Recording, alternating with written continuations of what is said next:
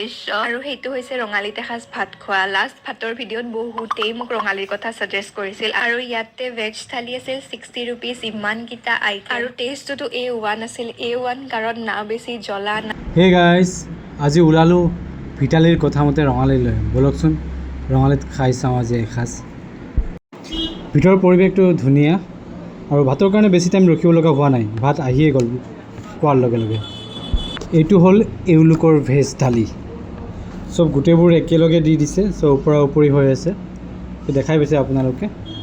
এওঁলোকৰ ভেজ থালিৰ প্ৰাইচটো হৈছে বৰ্তমান আজিৰ দিনত 70 rupees টোটেল আইটেম আপোনালোকে 13 পৰা 14টা ভিতৰত থাকিব দালি দুবিধ পাব খাৰ পাব ভাজি পাব আলু পিটিকা পাব চাটনি তিনিবিধ পাব সালাড থাকিব সবজি থাকিব মুড়ি ঘণ্টা থাকিব নেমু